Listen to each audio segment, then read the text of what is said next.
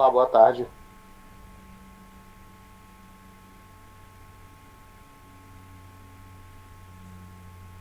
Boa tarde. Boa tarde. Todo mundo escutando? Botei lá no chat, né? Não sei também se não estiverem escutando, aí não vai dar para saber, mas eu botei aqui no chat. Beleza, maravilha.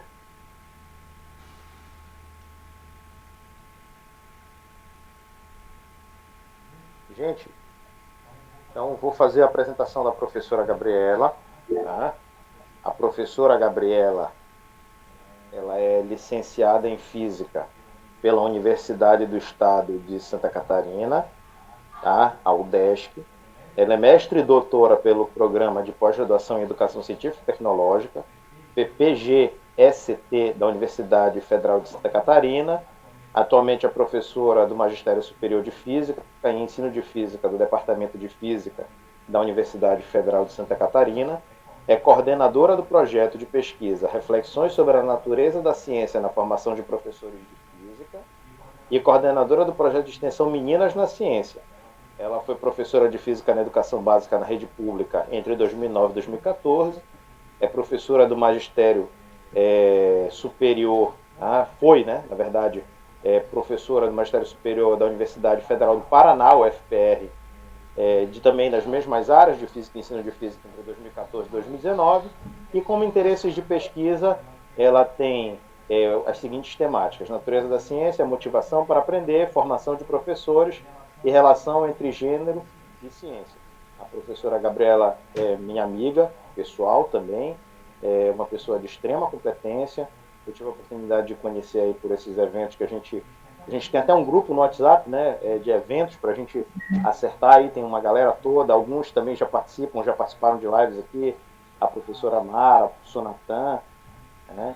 E aí é um grande prazer tê-la como amiga e como colega, né, dada a competência e a grande humanidade que ela tem. Vou passar a palavra para ela. Oi, olá, pessoal. Eu posso ligar a câmera? Fique à vontade.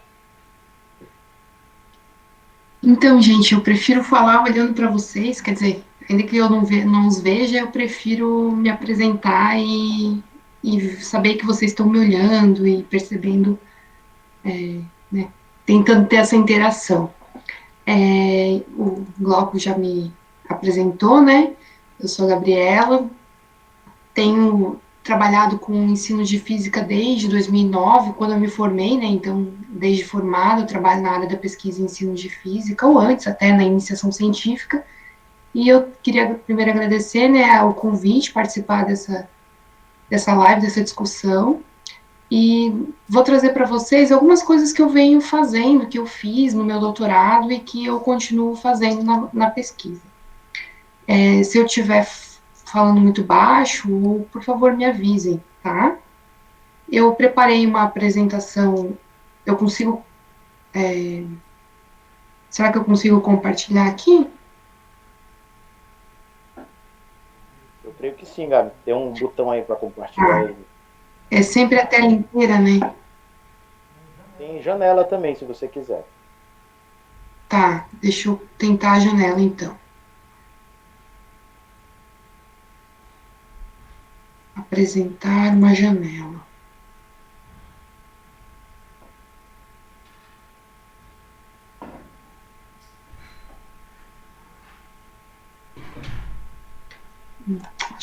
Acho que vai ter que ser a tela mesmo. Meu computador não está permitindo. Mas não tem problema. Só que quando eu apresento a tela, eu não consigo ler as mensagens que vocês vão compartilhar aqui, tá?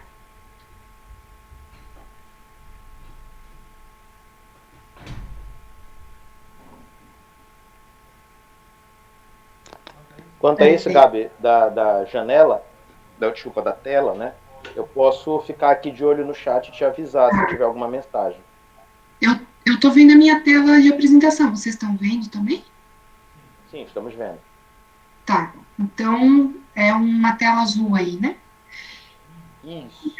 Então, gente, o que eu vou apresentar hoje para vocês é um pouquinho do que eu faço no meu projeto de pesquisa e que eu fiz, já venho fazendo, né, desde do meu doutorado, e vou mostrar um pedacinho só dessa trajetória aí que o Glauco narrou, né, minha formação acadêmica, minha atuação profissional. Até acho que ele viu a minha apresentação, eu tinha escrito isso também antes, né? Parece que você adivinhou o que eu tinha escrito aqui. O nome desse seminário de hoje é Reflexões sobre a Natureza da Ciência na Formação de Professores de Física. Ah, o tema que eu trabalho, então, né, é uma interlocução entre natureza da ciência e formação de professores no contexto da física. Hoje eu atuo no departamento de física da Universidade Federal de Santa Catarina, né, mas até ano passado, eu trabalhava na Universidade Federal do Paraná. Minha trajetória de pesquisa começou na graduação, na licenciatura em física, mas lá no mestrado, em 2010, eu gosto de localizar essas duas coisas, né? Eu já trabalhei com outros temas de pesquisa também, na área de ensino de física. O primeiro deles foi com afetividade no ensino de física, um tema bastante interessante. Eu trabalho até hoje, faço pesquisa até hoje sobre esse tema também. Mas uma coisa interessante, eu acho que aqui a gente tem pessoas de várias áreas, né, de vários níveis também, é que o mestrado, para mim, talvez seja interessante colocar isso, é um momento de estreitamento das relações, de meu estreitamento, assim, cognitivo e afetivo, nas relações com a pesquisa em educação científica e tecnológica e o ensino de ciências e ensino de física. Lá na graduação, eu comecei a estudar, né, alguns temas e tudo mais, e foi muito importante.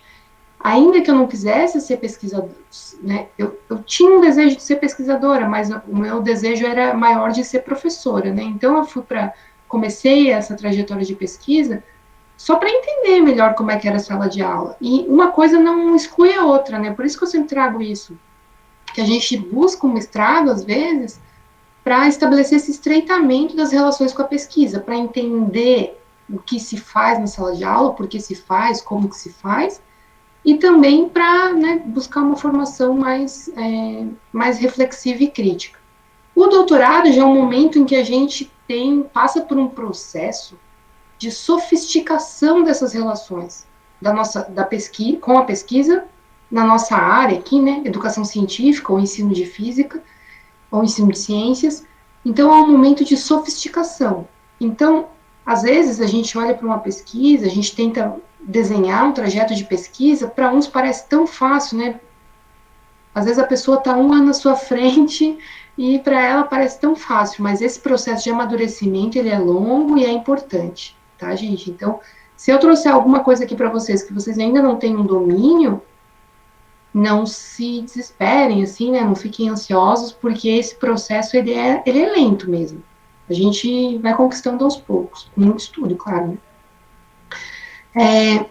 Eu atuei na Universidade Federal do Paraná, como o Glauco falou, e agora estou na Universidade Federal de Santa Catarina fazendo exatamente essas atividades aí que o Glauco elencou.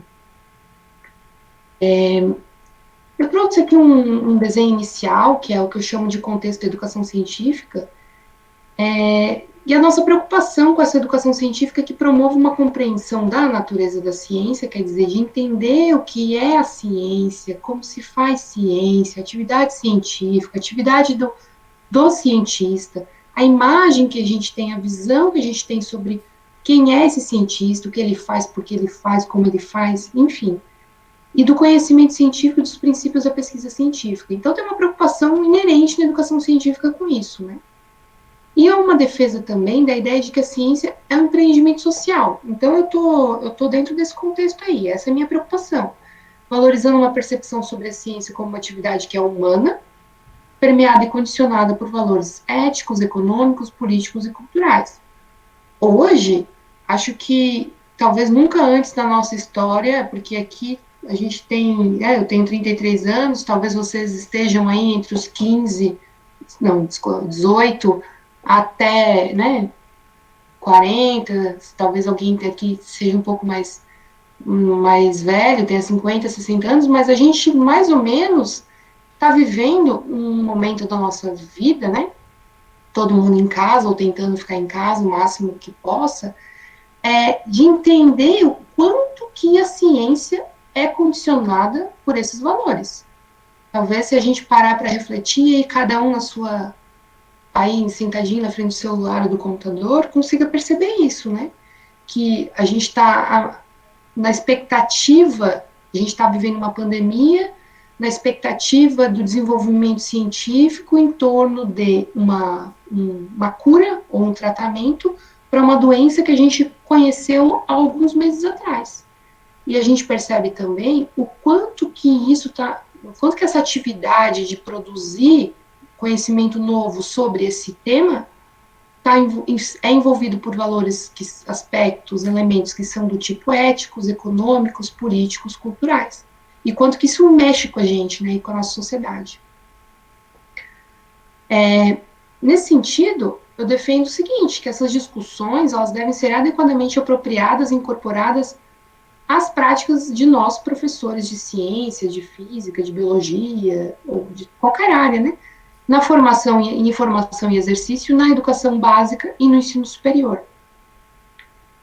Além disso, também tem uma preocupação que é relacionada com o panorama atual dos cursos de graduação. Eu fiz esse estudo nos cursos de física, de licenciatura em física, no que se refere à formação e valorização dos docentes formadores com relação às discussões quaisquer, mas no meu caso, eu estou trabalhando com a natureza da ciência.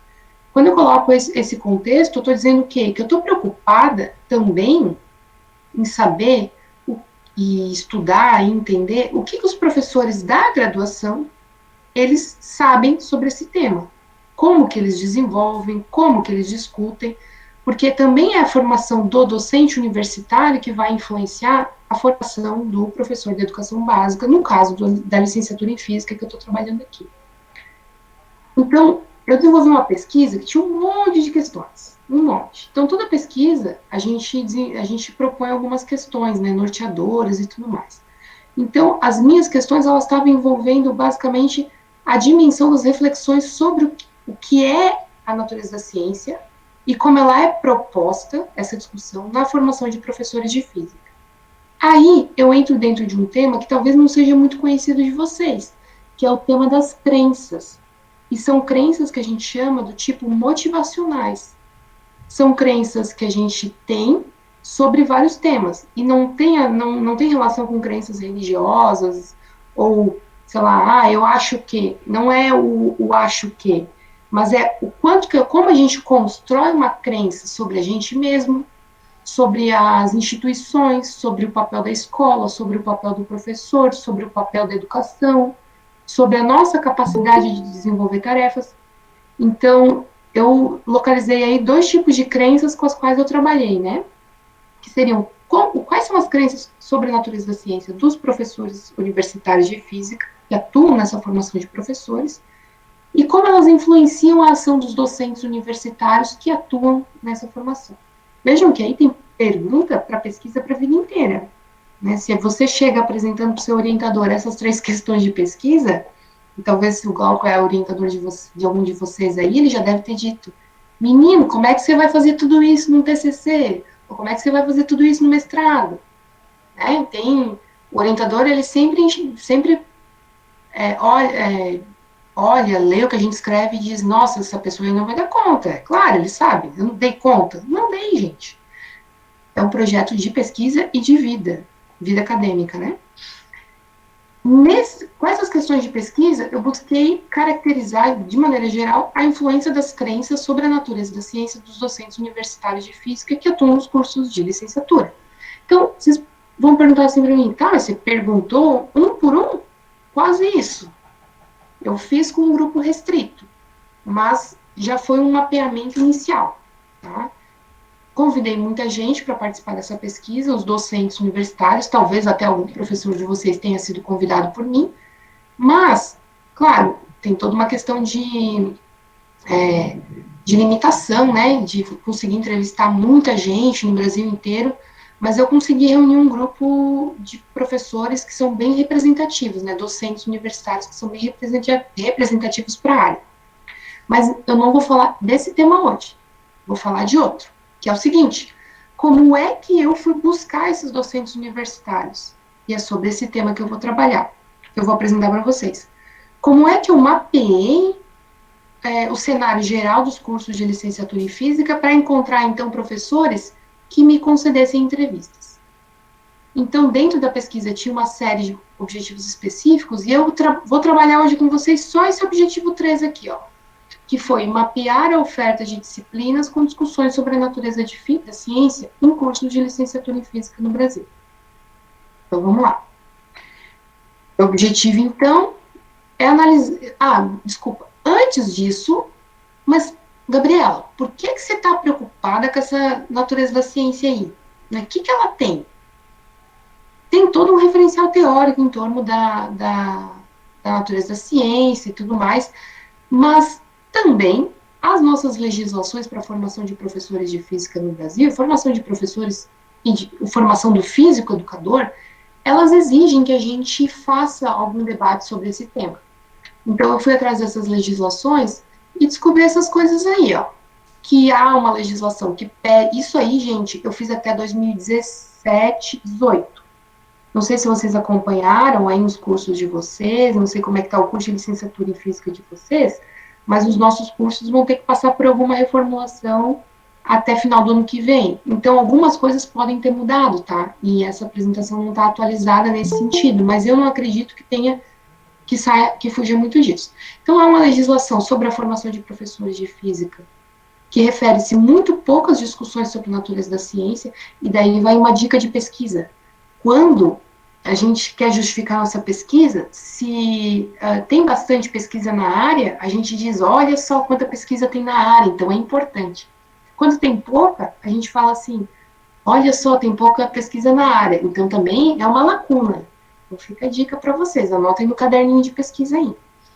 E, então tem pouca legislação que diga, não, você tem que trabalhar com epistemologia, história, filosofia da ciência, nas legislações obrigatórias, nas referências de diretrizes orientadoras oficiais, assim, né, as DCNs e tudo mais. Se a gente for olhar lá nos parâmetros curriculares nacionais, lá, essa minha pesquisa aí ainda era antes da BNCC, né, tem indicações, os documentos dizem, o professor do ensino médio tem que trabalhar com história e filosofia da ciência, mas os parâmetros, eles não são obrigatórios, no sentido bem legal do termo. As diretrizes são obrigatórias, os parâmetros são orientações mais gerais, né? Então, não tem uma obrigação de trabalhar isso, tem uma orientação forte, tem um desejo, mas não tem uma obrigação. Mas essas discussões, elas acontecem a partir de diversas perspectivas. Tá? Então, você vai lá e olha, vai ter questões como trabalhar questões CTS, trabalhar história e filosofia da ciência, trabalhar episódios históricos, enfim, tem várias perspectivas para trabalhar a natureza da ciência.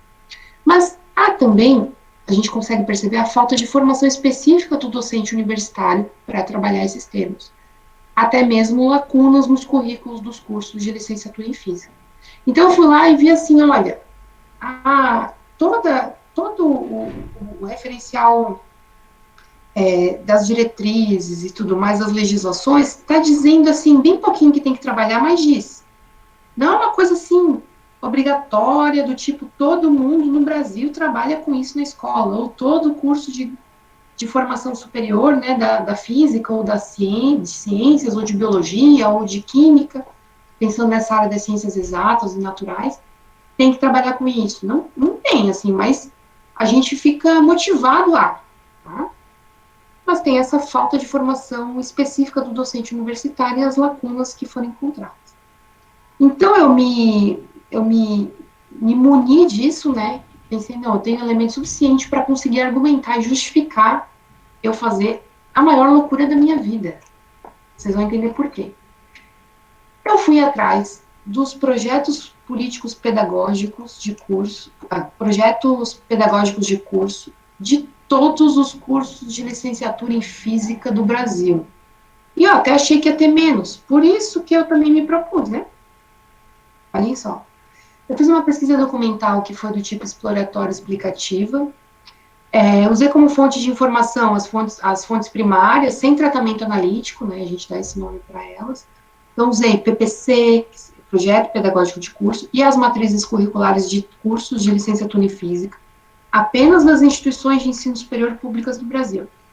E eu fiz essa pesquisa de outubro de 2015 a outubro de 2016. Então, durante um ano, eu passei um ano da minha vida coletando material dos cursos de quantas instituições, vocês já vão ver na sequência ali, de um número muito grande de instituições e cursos de física no Brasil. Essa busca tem algumas restrições e limitações, já vou colocar elas aqui. Primeiro, não consegui ter acesso a todas, mas consegui um número bem considerável.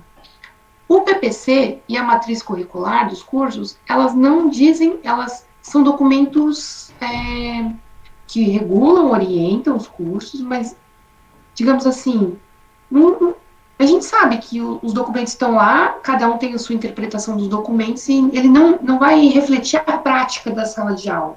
Mas eu precisava começar por algum lugar, e eu escolhi, então, começar por um documento que é obrigatório para todos os cursos de graduação no país. Eu consegui fazer esse mapeamento aí, ó. Eu estou mostrando aqui para vocês a divisão por região. Então, eu consegui reunir a documentação de 111 instituições públicas, só deixa eu lembrar aqui, 111 instituições de ensino superior públicas com licenciatura em física. Eu consegui reunir a documentação de 186 cursos de licenciatura em física dessas instituições, tá? Perdão, aqui, ó. Tem que comparar sempre a segunda coluna com a quarta e a terceira com a quinta, tá? Vou repetir. De 111 instituições de ensino superior públicas com licenciatura em física no Brasil, eu consegui reunir a documentação de 90, tá? Então, isso significa que, amarelinho, ó, 81% das instituições de ensino superior públicas com licenciatura em física na amostra. Dessas 111, existem 186 cursos. Eu consegui reunir a documentação de, então, 145 cursos de licenciatura em física no Brasil, o que significa 78% dos cursos de licenciatura em física no Brasil. Eu separei por região aqui também, ó, vocês vão ver que eu consegui abranger uma porcentagem razoável aqui, em algumas regiões muito mais, né, outras um pouco menos, mas tem amostras, tem representantes de todas as regiões do país, tá? Foi um trabalho bem... eu comecei, só para vocês terem uma ideia de como que isso acontece, assim, na pesquisa, eu comecei entrando site por site de instituição, de cada uma das instituições, e quando eu não conseguia informação, eu procurava os e-mails, e mandava os e-mails para as coordenações. Quando eu não conseguia a informação, eu mandava um e-mail para os departamentos, depois para a instituição, depois eu pegava o telefone e ligava. Instituição é instituição, tá? Mas então, foi um ano fazendo isso. E eu, na época, também trabalhava na UFPR, então eu tinha que dividir, né, meu tempo entre trabalhar, que eu era professora universitária, e fazer essa pesquisa. Mas isso, né, foi uma partezinha da pesquisa e deu frutos. Para analisar todos esses dados, o que eu fiz? Eu usei a análise de conteúdo do Bardan, vocês já devem ter ouvido falar em algum momento, é uma análise de dados do tipo qualitativa. Como critério da constituição do corpus, eu utilizei representatividade, né, se vocês forem ver, tem representatividade, né, essa minha amostra, 81% das instituições, 78% dos cursos. Homogeneidade e pertinência. Eu usei como critério de classificação o critério semântico, então, o termo que eu buscava, vocês já vão ver na sequência, mas tinha a ver com a natureza da ciência, os termos que eu usava para selecionar as instituições e disciplinas, e depois eu fiz uma análise do tipo qualitativo e categorial. Eu separei algumas informações, eu não vou apresentar aqui, tá? Vocês podem pesquisar lá na minha tese depois disso, mas eu tenho informações do tipo turno de oferta do curso, anos de implementação da última versão do PPC, claro que agora vai estar desatualizada essa informação, né? Ano de implementação da última versão. Carga horária total dos cursos, carga horária das disciplinas, o semestre de oferta que essas disciplinas aparecem, o caráter obrigatório ou optativo da disciplina e o departamento ou núcleo de oferta da disciplina. Aqui deve ter dado um tilt em vocês, né? Porque eu estava falando do curso, da instituição, agora eu falei de disciplina. Minha preocupação era o seguinte: em que momento do curso que é trabalhada a natureza da ciência? Então, por isso que eu tenho informações que são do curso e informações que são da disciplina. Eu escrevo da disciplina porque eu localizei algumas disciplinas nessa centena de cursos que trabalham com natureza da ciência. Vou apresentar na sequência. Na parte 1, eu fiz o seguinte, ó. Eu estava lá com esses, quantos foram mesmo? 145 cursos, 145 PPCs, e eu pensei, como é que eu vou fazer essa pesquisa? Aí, a importância de você começar a definir filtros, norte, ou questões, ou filtros, maneiras de você buscar essa informação que é tão preciosa para você dentro dos documentos que você tem. Então, eu fiz essas combinações de palavras, ó. Eu tentei colocar ela em forma de combinação, né? Então, se vocês pensarem, as disciplinas em que se trabalha a natureza da ciência aí no curso de vocês vão lembrar de algumas, né? Cada um podia falar uma aí, história da ciência, professor. Trabalho, não sei, prática científica, epistemologia da ciência, evolução das ideias da física. A gente tem vários termos, né, que são usados para nomear disciplinas. Esses não seriam os nomes específicos das disciplinas. Eu fui buscando PPC por PPC, a maioria eu tinha em PDF, né, o que facilitava lá, usava lá o atalho do teclado para fazer essa busca, e eu procurava combinação por combinação de palavras em todos os PPCs. E ia separando os trechos e termos e elementos que eu achava importante para constituir esse meu corpus. Então, vejam, eu levei 1 ano fazendo essa busca e também, ao mesmo tempo, eu ia fazendo esse filtro, né? Porque eu não era capaz de ler 145 PPCs, né? Isso é um pouco... eu precisaria de mais de uma vida para fazer isso, né? Assim, pensando que a gente tem que trabalhar, tem que dormir, tem que fazer outras coisas também. Então, nesses 145 cursos, eu encontrei isso aí, ó. Vocês estão vendo. 390 disciplinas que têm discussões referentes à temática da natureza das ciências e do trabalho científico. E agora eu até vou pedir desculpa para vocês, porque eu usava sempre esse termo natureza das ciências e trabalho científico, e depois eu excluí do trabalho científico das minhas pesquisas, porque tem uma outra questão envolvida aí. Tá? Mas então, 390 disciplinas com discussões referentes à temática da natureza das ciências. Sendo que, aí eu já vou dar uma informação, um spoilerzinho. Todos os cursos de licenciatura em Física do Brasil que eu investiguei tem alguma disciplina que trabalha com natureza da ciência. Isso é bom, né? Olha que legal. Só que nem todas são obrigatórias. Muitas delas são optativas. Então, aí tem um registro, ó. Dessas 390, desses 145 cursos, 303 são obrigatórias, 87 são optativas, tá? E assim, elas são disciplinas em que existe a menção de que se trabalha com esse tema, que se discute sobre a natureza da ciência. É uma menção, é uma sugestão que está lá. Sugestão não, né? Porque a ementa é um conteúdo obrigatório, que é o conteúdo obrigatório que a gente tem que trabalhar na disciplina, né, enquanto professor. Mas, quer dizer, como era trabalhado, ou como é trabalhado, isso eu não sei dizer para vocês ainda, tá? A gente me acompanhe, vamos fazer esse percurso juntos aqui. Então, ali tem os percentuais, né? Bom, a gente pode ficar um pouquinho feliz já. Opa, então quer dizer que todo curso se trabalha com esse tema, todo curso se discute o que é a natureza da ciência, ou a importância da natureza da ciência, de compreender, construir uma visão sobre a natureza da ciência. Bom, vamos seguir.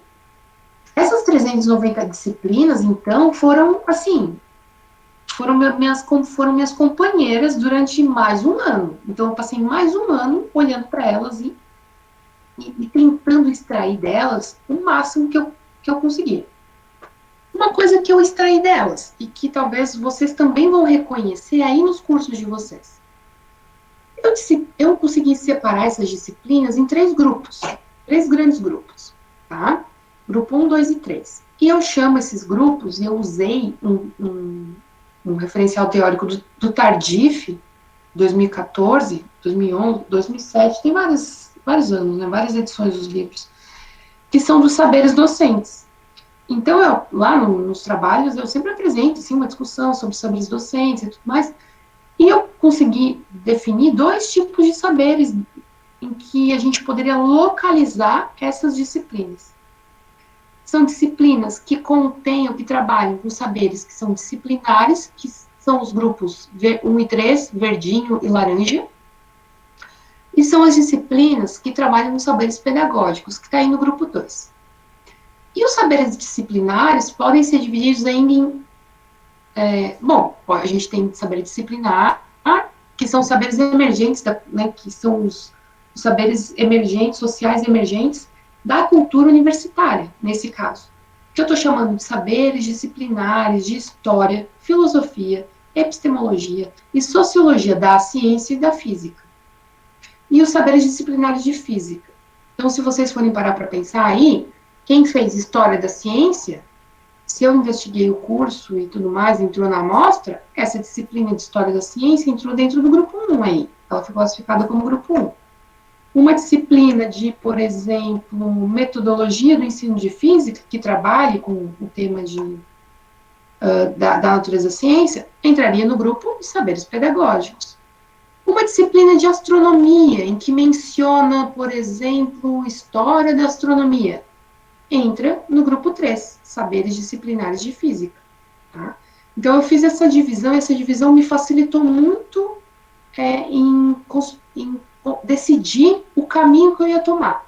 A partir, né, eu precisei dividir em pacotinhos, a gente precisa isso, né, o ser humano a gente precisa, enquanto ser humano, compartimentalizar as coisas para tomar caminhos, decidir para onde que a gente segue na pesquisa.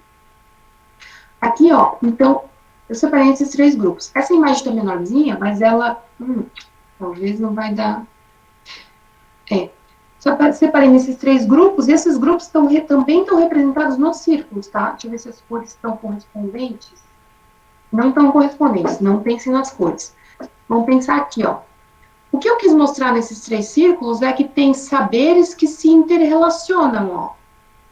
Tem aqui o laranjinha, o círculo superior, eu estou chamando de saberes disciplinares de história, filosofia, epistemologia e sociologia da ciência e da física. O azulzinho, eu estou chamando de saberes pedagógicos, e o da direita aqui, ó, saberes disciplinares de física. Então, eu pensei assim, bom, eu consegui dividir as disciplinas, mas será que todo curso de física, de licenciatura em física, tem disciplinas que são exclusivas da natureza da ciência, que seriam basicamente o grupo 1? Eu fui atrás dessa informação, porque a minha preocupação era assim, bom, eu posso escrever lá pegar uma ementa de uma disciplina, vou dar um exemplo, introdução à física, e falar assim, história da física, ponto, e começar a trabalhar outros temas depois, vetores, sei lá, noções de movimento e movimento. Posso trabalhar vários temas dentro de uma disciplina de introdução à física, mas que não tem discussão dedicada exclusivamente à natureza da ciência.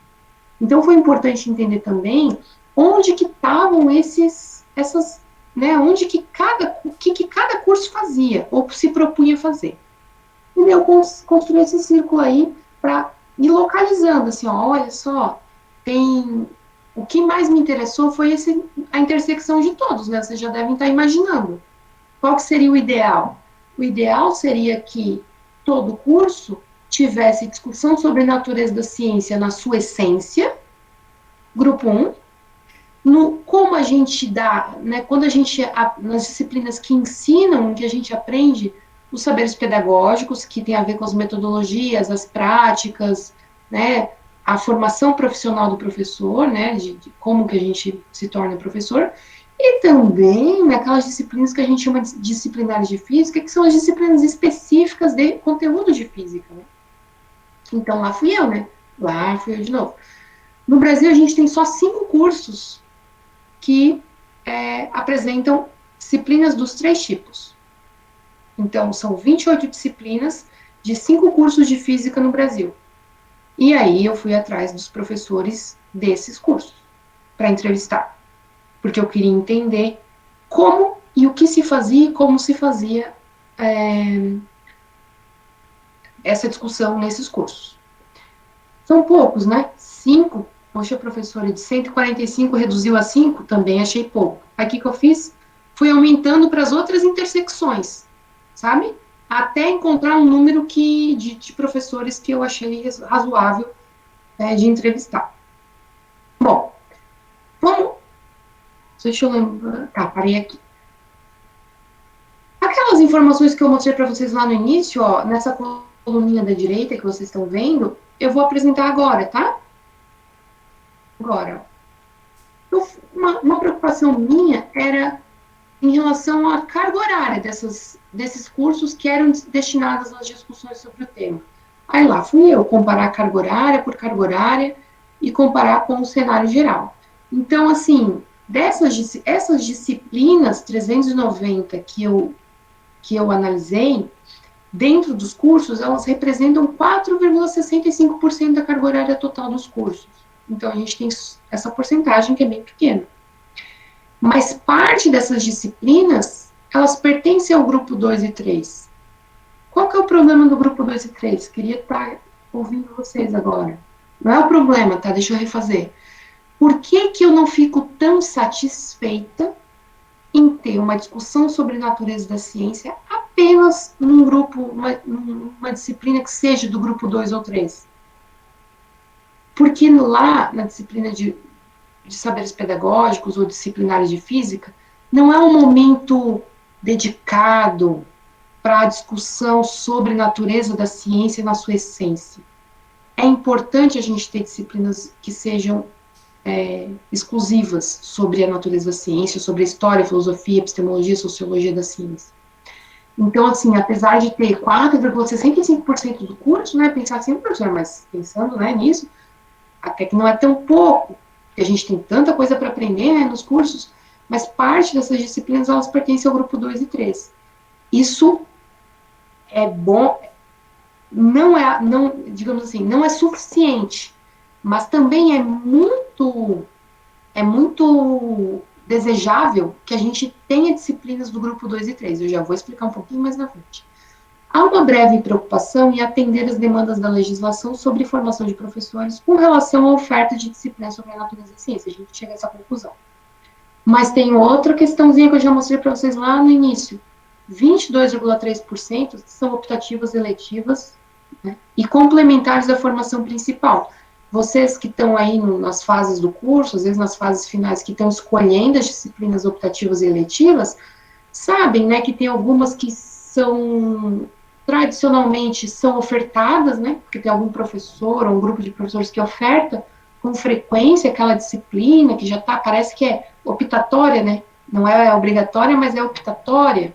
Às vezes acontece isso em cursos de algum campus menor, em que tem uma quantidade menor de professores, que tem que dar conta de todas as disciplinas, de os professores se revezarem também, né? Cada semestre um dá uma disciplina, para poder revezar essa carga de trabalho.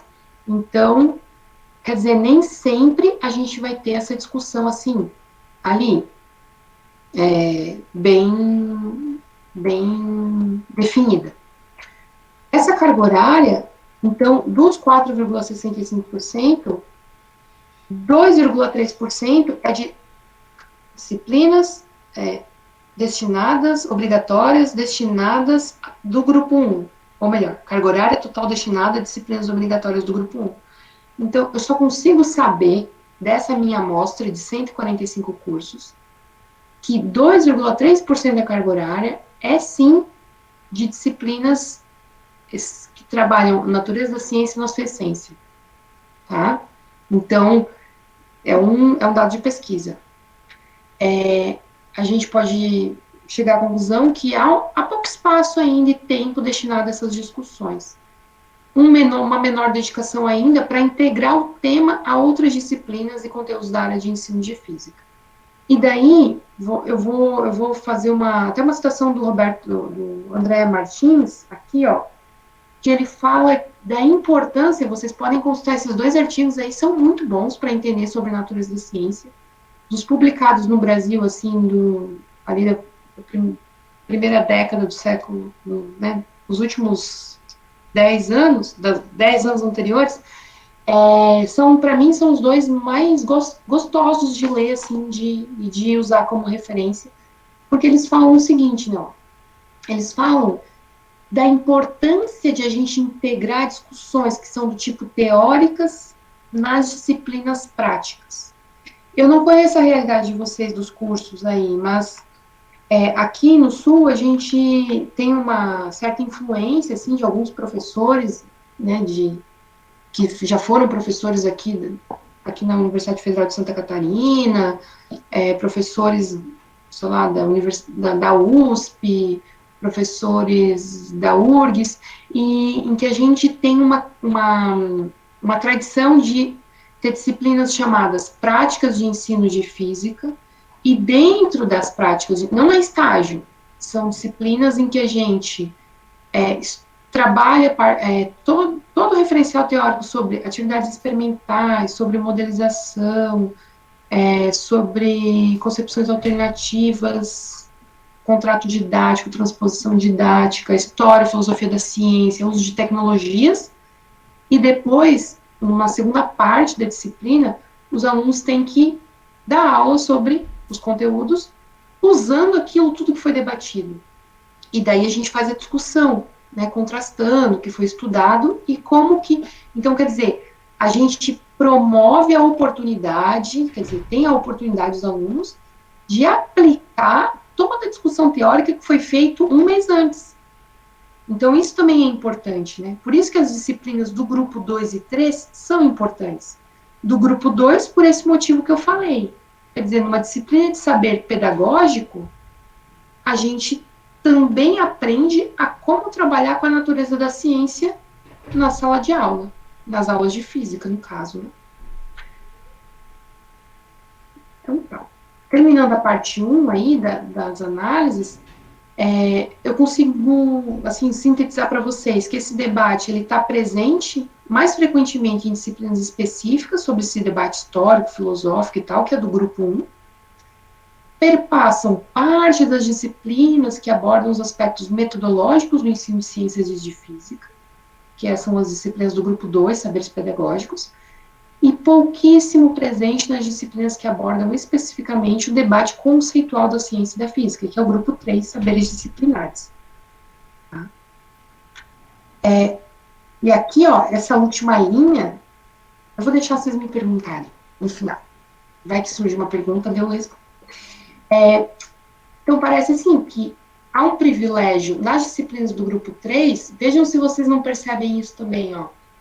Há um privilégio, já que é pouco debate sobre a natureza da ciência, ou sobre história da ciência, se vocês quiserem entender assim, sobre história e filosofia da ciência, natureza da ciência, no grupo 3, quer dizer, de saberes disciplinares de física, e parece haver assim, um privilégio a conhecer o conteúdo e os métodos da ciência, e é o que o Cutreira fala em conhecimentos em ciência, e esse em ciência está grifado ali, não sei se vocês conseguem perceber. Valorizando conhecimentos que são os êxitos científicos sempre, né? É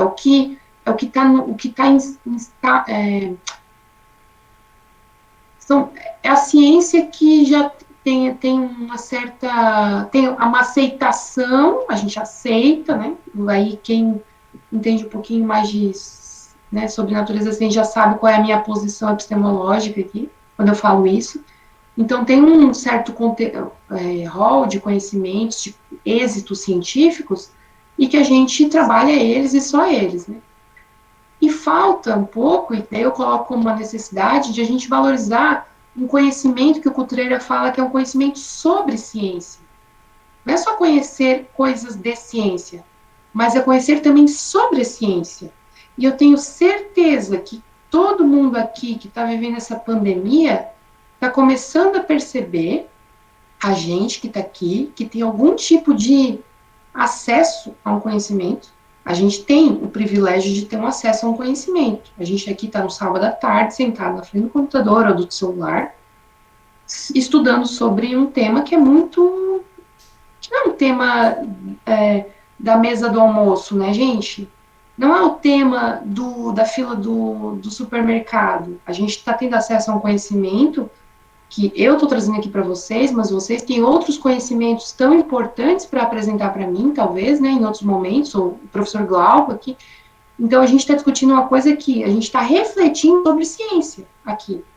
E quando eu falo assim, a gente está vivendo uma pandemia, vocês sabem, e quando eu falo, a gente tem que entender o que está acontecendo nessa pandemia e como que a ciência está sendo tratada, principalmente no nosso país, né? Porque é importante valorizar esse conhecimento sobre ciência. É nesse momento que a gente está aprendendo. E sobre os processos que levaram à construção da ciência e fortalecimento do que a gente chama de estatuto científico, proporcionando outro nível de compreensão científica e reflexão, referindo-se ao conhecimento sobre como a ciência é feita. Então, está todo mundo preocupado aí, por que não tem vacina ainda? E se essa vacina vier, será que ela é eficaz? Será que ela vai fazer efeito?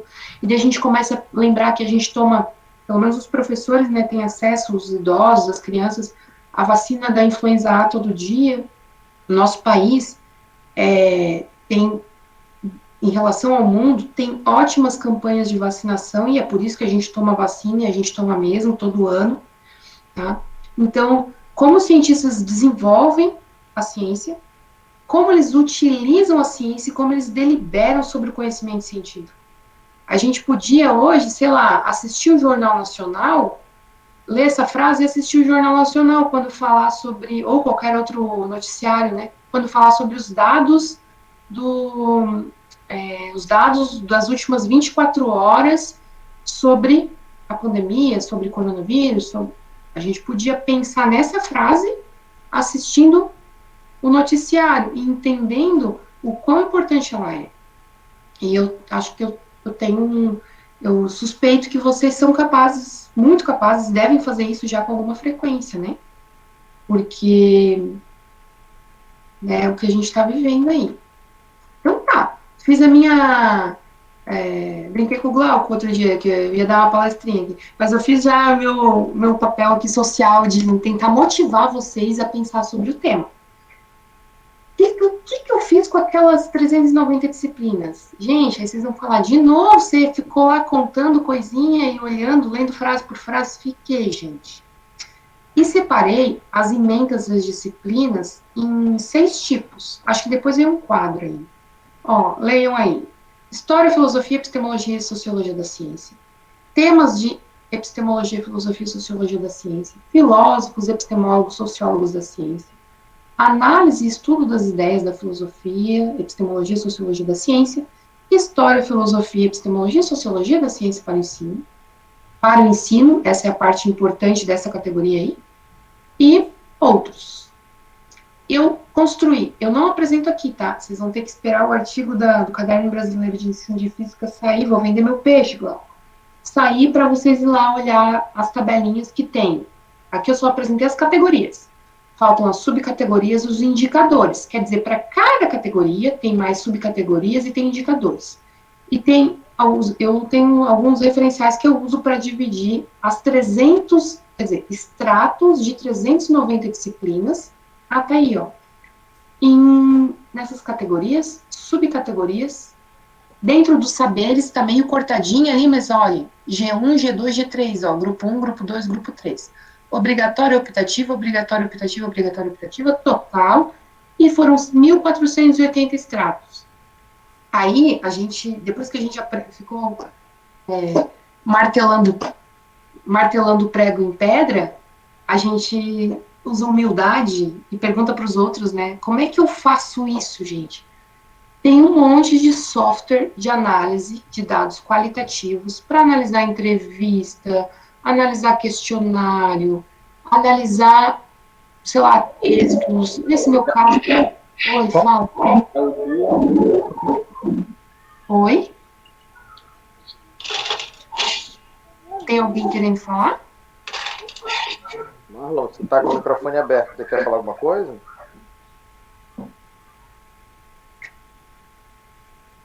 Eu acho que ele abriu o microfone sem querer. Né? Tá. E então, foram 1.480 extratos. E o que eu fiz? Usei um software de análise. Eu usei um software que chama Atlas TI. Eu usei uma versão mais recente, porque o programa de pós-graduação na época conseguiu comprar a versão mais recente.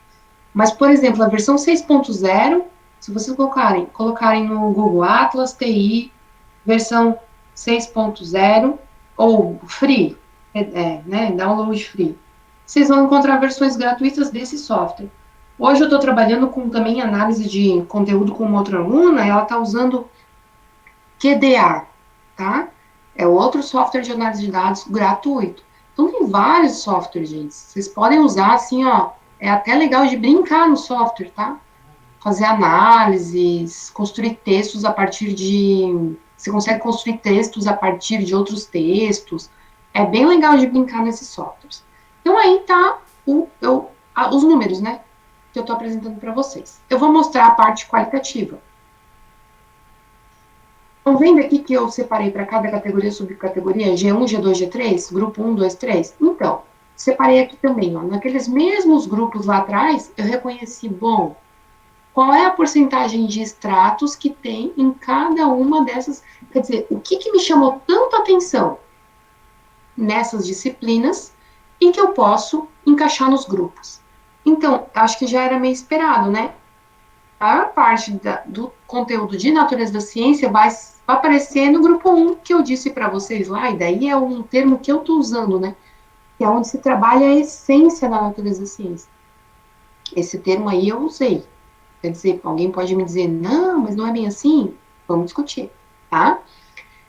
E 10% das menções às emendas estão no grupo 2 e 3,8%, bem pouquinho, né? Nas disciplinas de conteúdos, saberes disciplinares de física, tá?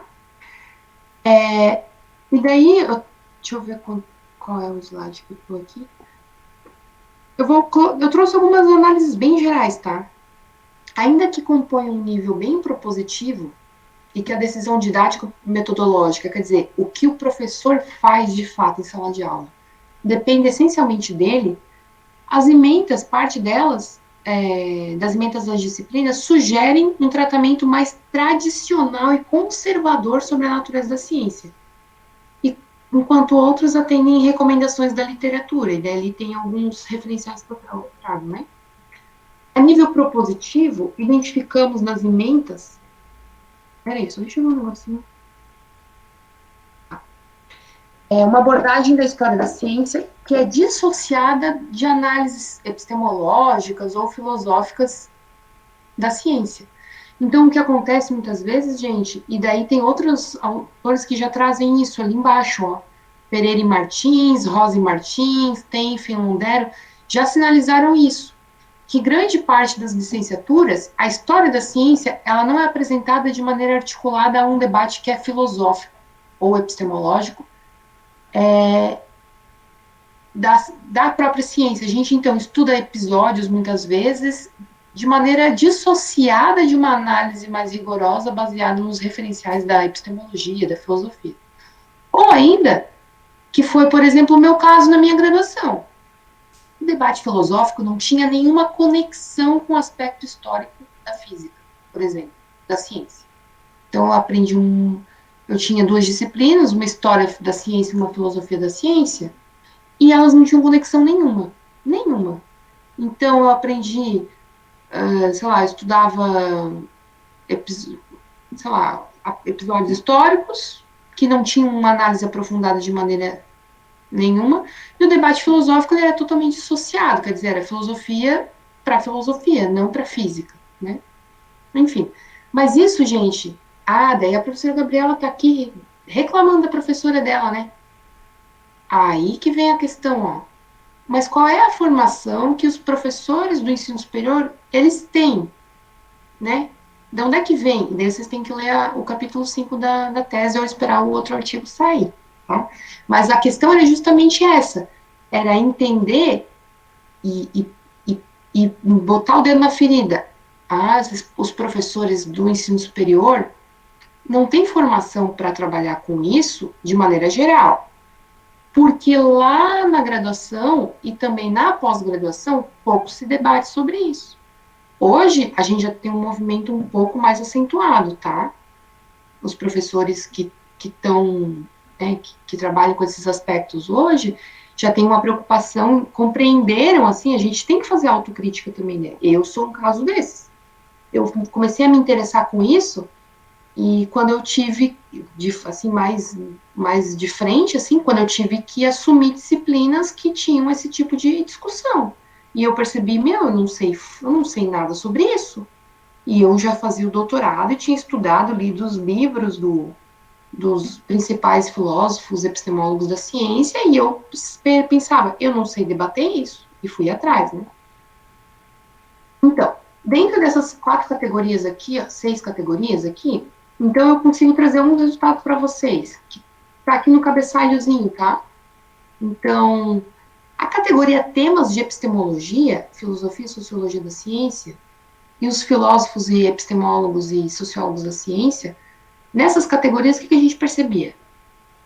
Que as temáticas da natureza da ciência, elas são fortemente recomendadas pelas perspectivas que eu chamo de consensuadas e renovadas. Então, eu vou perguntar para vocês e depois vocês respondem no chat, depois eu vou ler as respostas de vocês. Vocês já estudaram aquele artigo do Gil Pérez para uma visão não deformada da natureza da ciência, de 2001?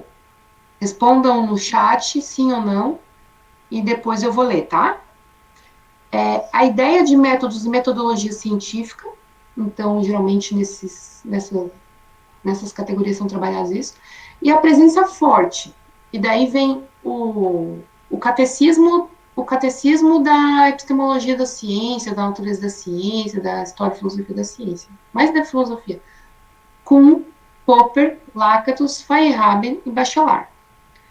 Então, esses 5 personagens aí, esses 5 filósofos, epistemólogos e tudo mais, são os que acompanham as recomendações da literatura da área e as implicações dessas ideias no ensino de física, tá? Depois eu quero saber de vocês, se vocês conhecem esses autores e quais estudaram e se tem alguma experiência para contar aí ou né, alguma pergunta para fazer com relação a isso.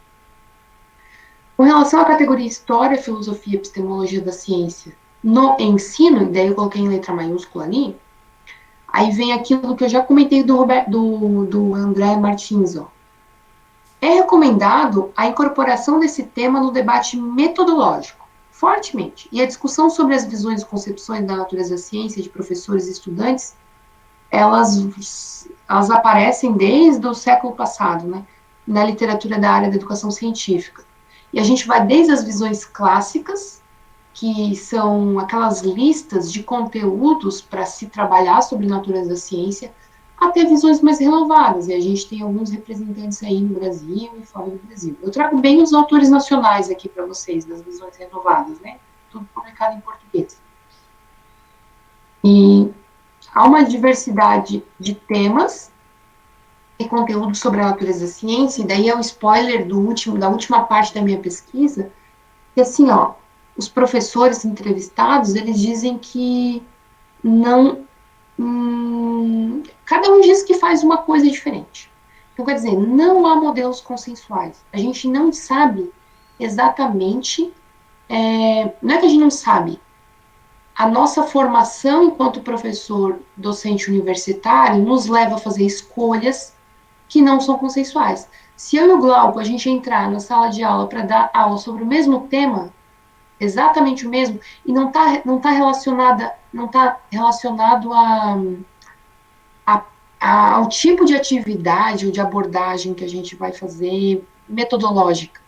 Está relacionado à nossa formação e ao nosso, inclusive, nosso referencial teórico. A gente vai dar aula sobre... um tema aqui que eu trabalhei recente.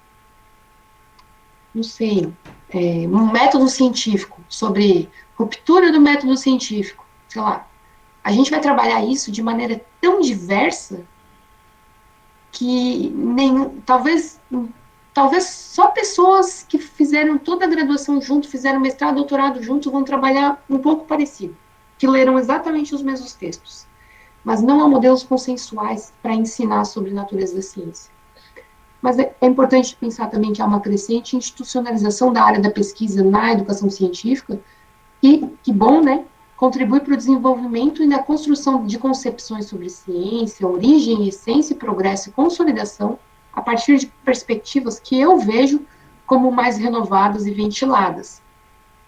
Há uma necessidade também de incorporação do debate nos cursos de formação de professores de física, nos diversos eixos formativos, tanto nos disciplinares da história, filosofia, epistemologia, tal, nos saberes disciplinares da física mesmo, e nos pedagógicos. E daí, nos saberes disciplinares da física, tem várias pessoas que discordam de mim. E depois a gente pode conversar sobre isso. E é importante essa discordância. E eu vejo que tem razão, mas eu ainda defendo. Talvez um dia eu mude de ideia. Considerações finais, deixa eu pular aqui, ó. Os principais achados, entre aspas, né, da pesquisa, foram esses aí, ó. Há uma baixa frequência e falta de articulação do ensino da natureza da ciência com esses saberes do grupo 2 e 3. Há uma falta de homogeneidade de consenso sobre o que ensinar, e há uma necessidade de atualização e renovação desse debate na formação de professores de física, inclusive na pós-graduação. Então, para quem está na graduação, talvez isso não fique tão explícito assim, mas para quem já está na pós-graduação, vai perceber que às vezes é um pouquinho difícil enquanto aluno, e talvez enquanto jovem professor também, é um pouco difícil de a gente tentar mexer nas estruturas, sabe? De tentar propor coisas novas na pós-graduação. Se na graduação é difícil, eu acho que na pós-graduação tem alguma característica humana aí que faz com que as pessoas não queiram mexer nessas estruturas. A gente pode problematizar isso. Algumas referências e obrigada, gente, pela paciência em me escutar.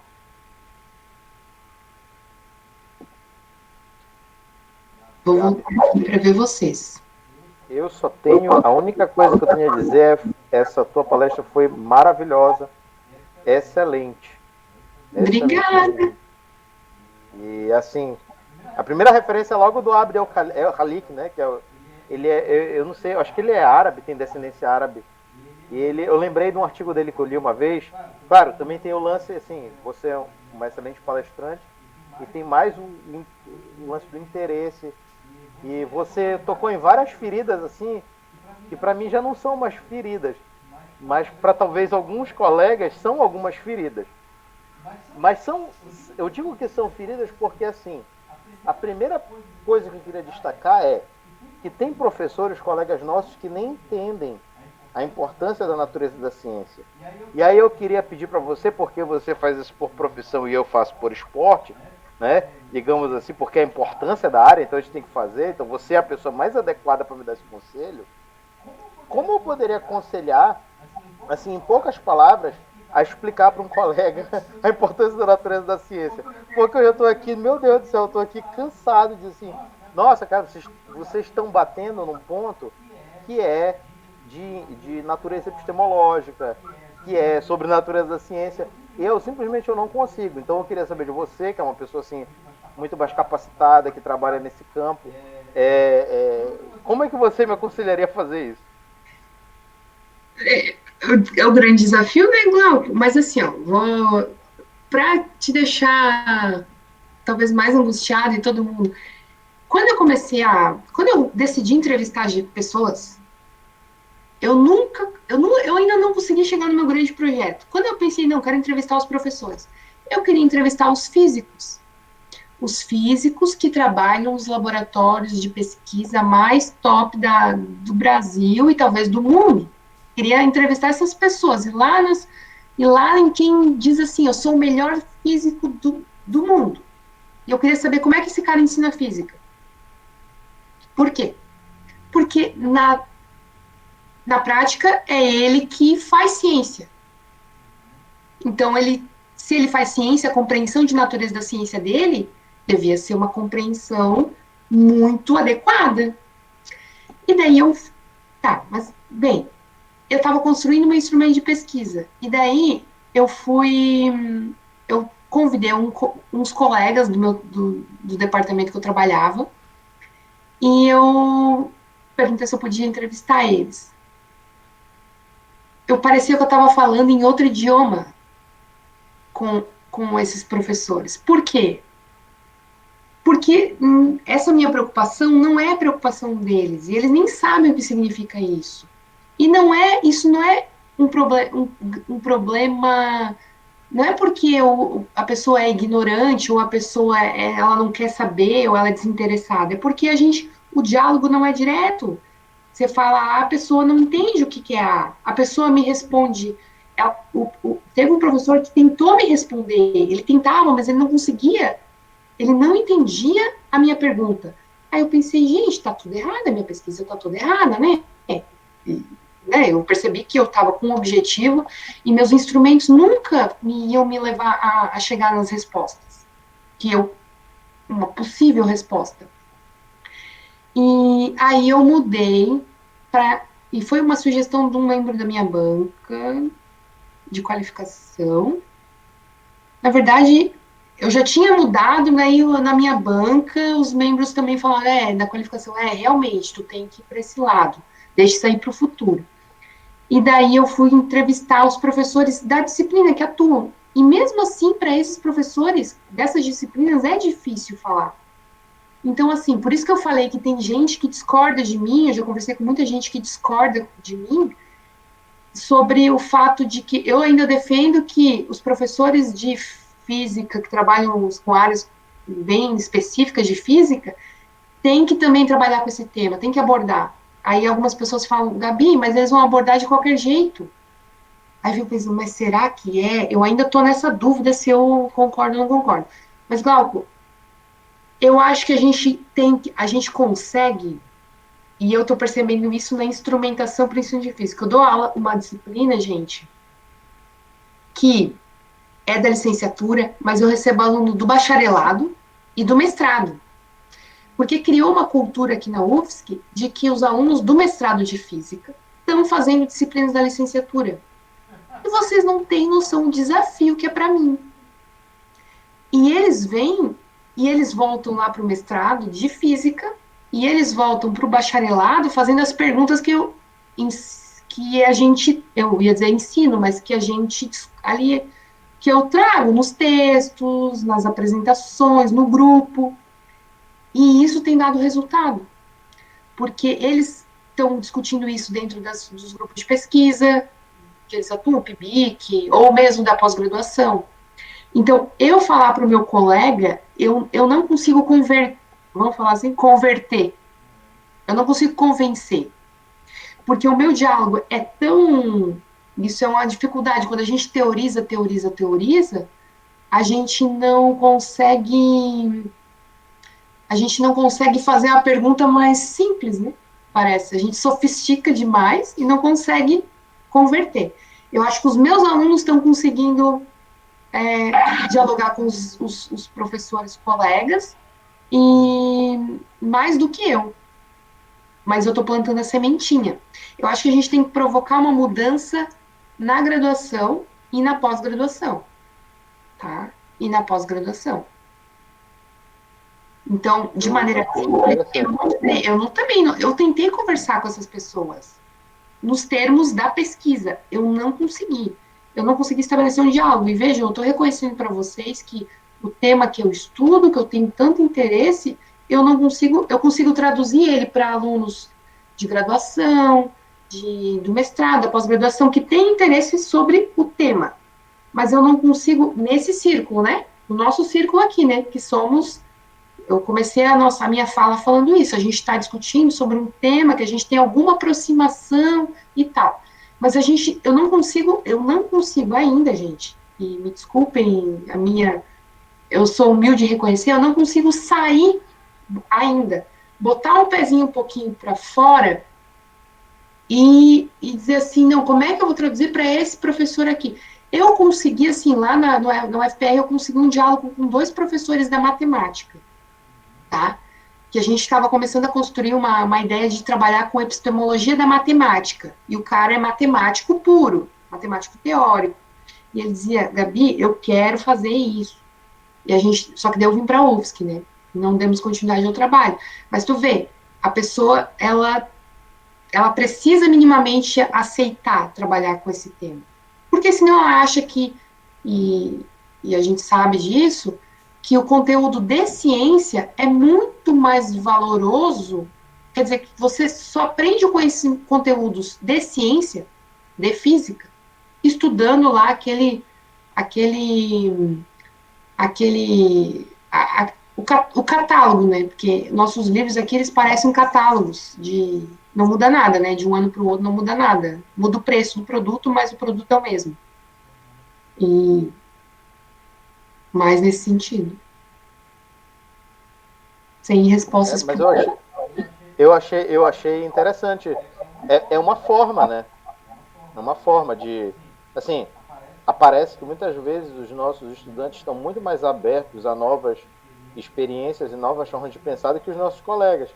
E assim, eu queria destacar, assim, eu queria compartilhar essa experiência, porque eu estava há umas 2 ou não lembro agora quanto, acho que era uma semana atrás, eu fui tocar num evento, que eu tinha uma banda de rock aqui, e nesse dia, né, era umas 9, 10 horas da noite, um amigo meu, que é meu colega, que já foi também do grupo, agora ele está se dedicando a estudar para fazer uma seleção para um doutorado em matemática pura, que é o professor Haroldo.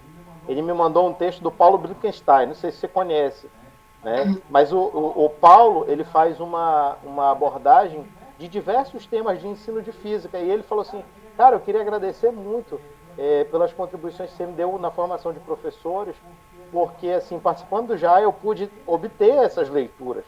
Então assim, eu fico, poxa, é interessante, né? Durante muito tempo, depois de muita discussão e muita coisa, eu aprendi muito com ele aprendeu muito comigo, eu aprendi muito com os alunos, mas, na verdade, talvez, como você falou, seja esse coletivo, seja os alunos, seja esses colegas que a gente busca ir atrás. E, assim, realmente, eu estou saindo, digamos assim, da sua palestra revigorado. E uma outra experiência que eu queria compartilhar com você, não sei se vai ser útil para você ou se vai ser útil para alguém, mas esse interesse que eu tenho por natureza da ciência, por história e epistemologia da ciência, e na verdade vem no físico teórico, cara. Na minha graduação, eu fiz 2 disciplinas de eletromagnetismo clássico, 1 e 2, com o professor Marcelo Lima, lá da UFPA, e o professor Marcelo, hoje em dia, né, ironicamente, né, por ironia do destino, ele migrou para a área do ensino e ele está trabalhando com história e filosofia da ciência. E um dia desse eu achei um artigo dele sobre as equações de Maxwell, e ele apresenta lá a dedução teórica baseada na ideia de equivalente mecânico, né? O Maxwell vai deduzir certas leis a partir do modelo mecânico do éter, e ele vai chegar em alguns equivalentes mecânicos, equivalente mecânico da lei de Gauss e tudo mais. E foi essa pessoa, né, o professor Marcelo, que sabia muita física, discutia muita física, mas, ao mesmo tempo, na aula de física, de eletromagnetismo, ele discutia história, cara. E a gente ficava assim, caraca, velho. E a gente achava que a história da física era muito simples, e que era... Mas, na verdade, ele trazia um cenário complexo que a gente ficava, meu Deus do céu, a gente ficava super empolgado com aquela aula. Então, assim, a gente tinha... a aula, para você ter noção, a gente mora aqui no Pará. No Pará é quente o ano inteiro, assim, porrada de 33 graus na cabeça, e a aula dele tipo era 3 horas da tarde. A gente tinha vontade de ir para aquela aula, entendeu? Porque aquela aula valia o dia. Então eu queria só registrar essa experiência que eu não sei qual foi, eu não me lembro agora perfeitamente qual a linha que você adota, mas pelo que eu entendi, você crê que nas disciplinas de conteúdo específico tem que se discutir a natureza da ciência. E ele discutia. Tá entendendo? Então, tipo, eu preciso compartilhar essa experiência com você, porque foi uma coisa que eu vivi, cara. Eu vi acontecer. Exato, exato. Acho que, muitas vezes, os professores, vamos pensar assim, né? E eu tô falando aqui dos meus colegas professores, e pode ser eu também, porque eu também ministro disciplina de física. E quando eu tô lá dando aula de física, física 1, 2, 3, 4, laboratório, eu penso muitas vezes, nossa, se eu fosse ser condizente com tudo que eu acho, eu não estava fazendo isso desse jeito. Gente, é sério. É difícil sair de uma visão de que é muito confortável a gente construir um argumento sobre ciência que é tradicional, fechadinho. Olha que perfeita que é a ciência, né? Sem problematizar, né? É difícil. Tanto é que na minha banca de qualificação, a Thaís Forato passou por aqui hoje, né? Ela escreveu aqui, ela estava na minha banca, ela não Passou, saiu. cara. E eu fiquei assim, nossa, a Thaís veio aqui, cara. Como ela descobriu? Você deve Então, ter sido pelo seu e-mail, imagino. pra mim, assim, ó, rasgue os roteiros. Ela falou assim para mim. Então, né, rasgar os roteiros, gente, é não dar aula mais de laboratório de física daquele jeito que todo mundo que a gente dá. E sabe que eu vou confessar para vocês, e tá gravado, né? Eu ainda não tô preparada, eu sou formada há 10 anos, tá? Mas quando tem uma disciplina de laboratório de física, porque eu preciso rasgar o roteiro. Ah, não quero mais dar aula de É a física parte mais no difícil. laboratório assim, desse jeito, vamos fazer diferente. Mas eu ainda não estou preparada, eu não me sinto poderosa o suficiente para fazer isso profissionalmente. Um dia, talvez, eu vou ter a oportunidade de repensar os roteiros, repensar os laboratórios, com um grupo que também queira fazer isso. Talvez agora, na pandemia, as pessoas, os professores dos laboratórios estejam pensando nisso, né? Eu não sou professora de laboratório esse semestre, mas a Thaís falou isso para mim, eu pensei, meu Deus, como é que eu vou rasgar o roteiro? É tudo tão perfeito naquele roteiro, a gente sempre acha G igual a aproximadamente 9,81 metros por segundo ao quadrado, né? Nosso experimento, nossa prova, tanta coisa interessante, mas então é um pouco a minha. Eu também tenho preocupação, eu também. Gente, eu sou incoerente muitas vezes quando eu estou dando aula sobre física. Eu digo que tem que trabalhar desse jeito, mas sempre tem aquela aula que a gente prepara e. Ah, não, hoje eu vou resolver uns exercícios e tal. Claro, por quê? Porque nem é um processo de mudança, nem todo mundo entende. Viu? Já me apaixonei. Nem todo mundo consegue sair da zona de conforto o tempo inteiro, né? A gente ficaria louco, né, pessoal? Pensem aí. Sair da zona de conforto todo dia para o resto das nossas vidas. E quando eu, professora, proponho algo que saia da zona de conforto, eu tenho que estar preparada para todos os meus alunos dizerem: não quero, não. Vocês agem sobre a gente, alunos. Claro que agem. Ah, não, a gente propõe uma coisa, os alunos. Agora todo mundo fica com a câmera desligada, né? Mas se não na sala de aula, todo mundo fica ali, né? Finge que não é contigo e tal. Porque às vezes a gente não tá afim. Então é uma mudança de cultura para que a gente consiga. Eu defendo algumas pequenas inserções, isso vai acontecendo. Enquanto nas disciplinas de prática de ensino, de instrumentação, nas disciplinas de saberes pedagógicos, eu sou a professora que fica cutucando o tempo inteiro, né? Então, assim, claro, porque eu digo para os alunos, essa é a oportunidade de vocês usarem, porque quando todo mundo aqui se forma e vai atuar, ou quem já atua, não vai tentar inovar todo dia, usar a história da ciência todo dia, usar episódios históricos, análise e tudo mais. E o pessoal está contribuindo aqui no chat, né? Até para sair da zona de conforto, tu tem que estar preparado, exatamente. E é difícil que às vezes você propõe algo que sai da zona, sei lá, você vai propor uma resolução de problemas e um problema aberto. Mas como assim um problema aberto, né? É difícil, então a gente tem que pensar em tudo isso, em tudo isso. Eu vou ler algumas coisas que tem aqui no chat. Tá. O Marlon falou ali há um tempo atrás. Interessante, afetividade no ensino, falou sobre a sua linha de pesquisa. Vejo nos trabalhos de Mello e Cananda, eu achei Cananda, né? Sobre CDC. A professora a Thaís Forato, diz: parabéns, professora Gabriela, eu conheço bem a pesquisa, fui banca da tese, um trabalho lindo, importante, muito bem fundamentado. Parabéns à organização do evento que criou espaço para divulgar esses resultados. Aí o Marlon falou que o nosso curso é uma realidade à parte. O Marlon falou que no curso temos o professor Glauco como referência para essas discussões, e eu falei que fiquei lisonjeado, obviamente. Depois você fez a pergunta sobre o artigo do Gil Pérez, né? E várias pessoas disseram aqui, alguns sim, outros não. Conheço por conta do GEAI. Aí foi mencionada a professora Nilslene, que é uma professora do nosso curso também, que é da área de ensino. Né? Algumas pessoas mencionaram o GEAI. Aí pronto, começou aqui, ó, maravilhosa, trabalho incrível, excelente, muito obrigada. Vejo que teve bastante trabalho, ótimo mesmo. Parabéns, professora. Imagina o trabalho para fazer o levantamento e análise dos dados. Um tema muito relevante e bem abordado. Professora Gabriela, você poderia voltar no slide de referências, por favor? A Luísa queria o slide de referências, ela pode procurar no gravado. Angélica, professora Angélica, nossa colega, minha irmã de consideração, tenho muito carinho por ela. Acredito que o estudo da epistemologia deve ter início nos cursos de graduação, como disciplina obrigatória e não optativa, como ocorre na maioria das vezes. O Marlon falou que tocou em nossas feridas com as problemáticas e contas do nosso curso. A Geocris disse: parabéns, sua palestra foi muito boa, seu estudo foi muito bom, garanto que se seu estudo for replicado em vários cursos diferentes, o resultado será o mesmo. Aqui o Marlon destacou que tem pessoas que vão sair do curso sem passar pelas discussões epistemológicas.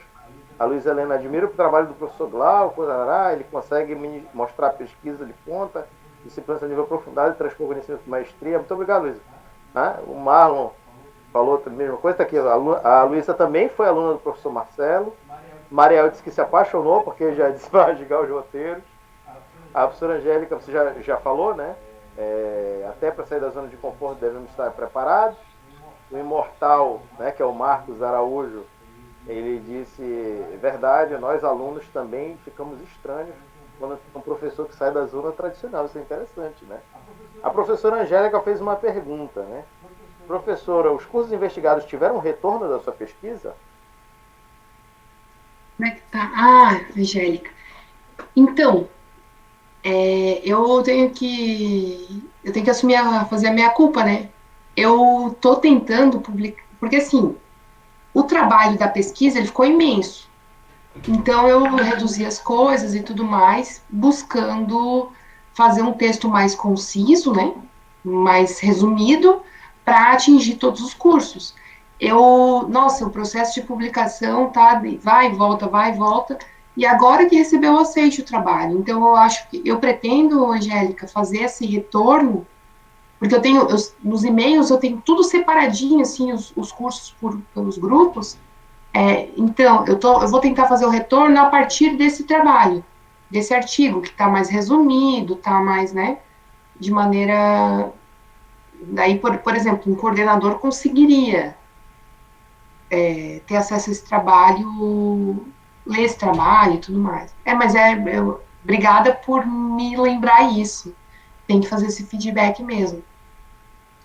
Com os professores entrevistados, eu consegui fazer o feedback. Então, eu entrevistei 20 professores. Com esses professores eu consegui. Mas os professores os cursos que forneceram a informação ainda não.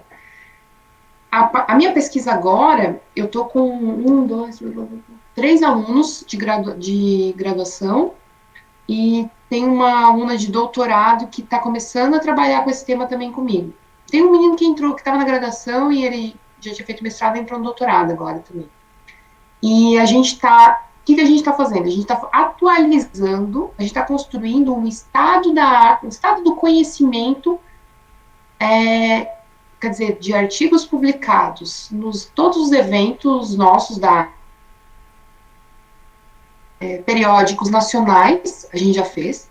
Agora entrou um outro aluno, vai pesquisar os periódicos internacionais, e a gente vai fazer um mapeamento de publicações que falam o que fazem no curso de licenciatura em Física, sobre esse tema.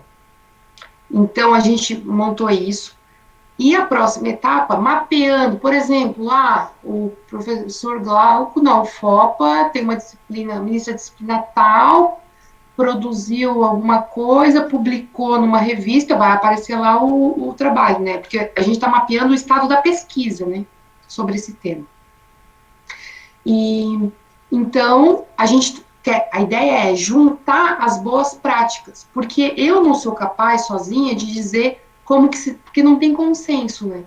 Como é que se deve ensinar sobre natureza da ciência? Não tem consenso. Mas a gente está tentando mapear, a partir das pesquisas de professores e pesquisadores que dizem que fazem, e fazem desse jeito, mapeando tudo isso, a gente vai entrar em contato com essas pessoas, tentar construir um inventário de boas práticas. Esse é o nome que me sugeriram um dia, professor Demetrio Grizoikov.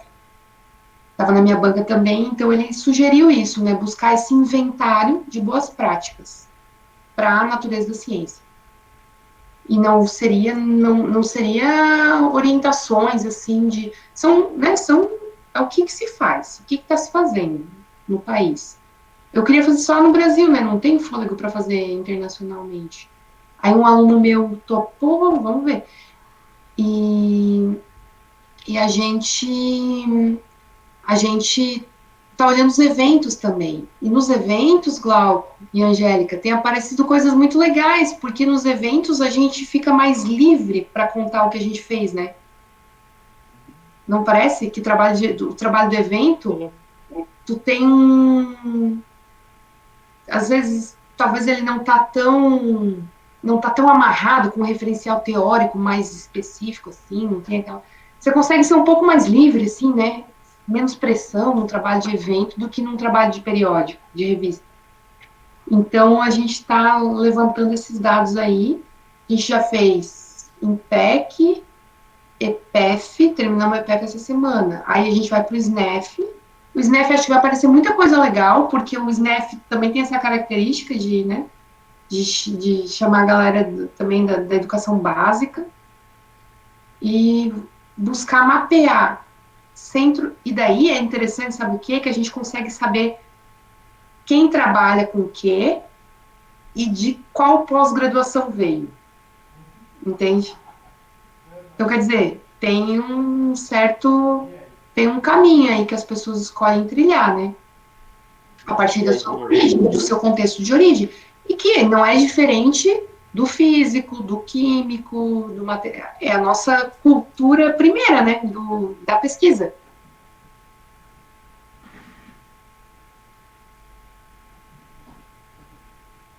Aqui a Luísa, aqui tem dois comentários, né? O Marlon falou que podemos levar o trabalho para discussão em nosso curso, na UFOPA. E a Luísa falou que, na realidade, ela acredita que é importante a diversidade das propostas didáticas. Cada um irá exprimir suas características no ensino, pesquisa e extensão. O que você acha disso, Gabi?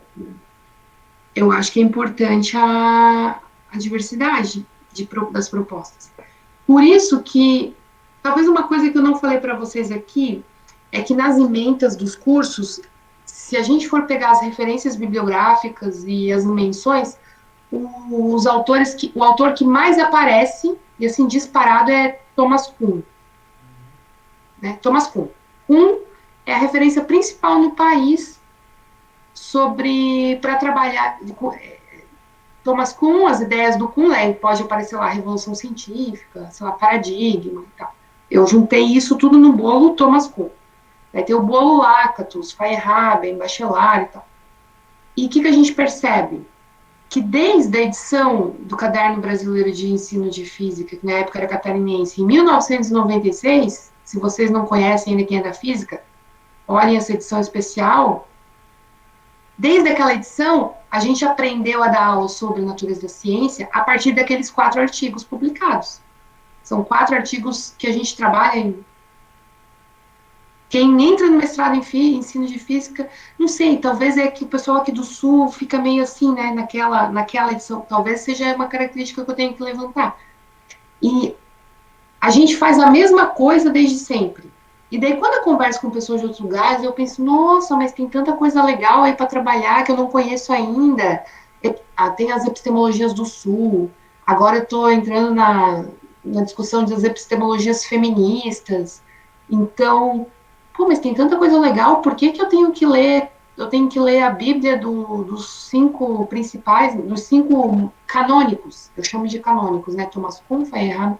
Então, assim, a gente conhecer muita coisa sobre esses aí e não conhecer o que as pessoas estão.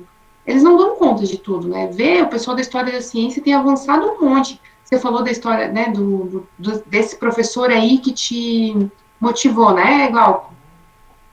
Você pega os trabalhos publicados sobre história da ciência aqui no Brasil, a Thaís, que entrou aqui na nossa reunião, cara, são lindos os trabalhos, são de uma qualidade excelente. Então, acho que falta um pouco a gente entender essa diversidade. Aqui no Sul, a gente fica muito naquelas 4, 5 referências lá, desde 1994, 6, que foi publicado, e a gente não consegue, não parece que não faz outra discussão, sabe? É uma limitação. Então é importante ter uma diversidade. E é isso que eu estou tentando mapear, Luísa. O problema não de problema, mas a questão, assim, que o meu impeditivo é porque a gente faz muita coisa legal na sala de aula, mas a gente não divulga, né? Talvez o Glauco na disciplina lá faz alguma atividade ou trabalhou de tal forma, mas eu não sei qual foi, e ele não sabe como eu trabalho. E daí a gente não faz essa troca, né? A gente não faz essa troca porque não tem consenso. Então, a gente não faz essa troca e daí o Glauco sempre vai fazer daquele jeito, ou vai, sei lá, melhorar a prática dele naquela disciplina, eu também, mas talvez a gente poderia contribuir, a gente podia, sei lá, publicar um livro com essas práticas, né? Explicando o que se faz. Já foi feito isso para muito tema de pesquisa, né? Sobre laboratório didático, sobre tecnologias da informação e comunicação, tem vários livros publicados sobre o ensino de física utilizando várias metodologias, mas a natureza ciência não é uma metodologia, né? É um campo de pesquisa.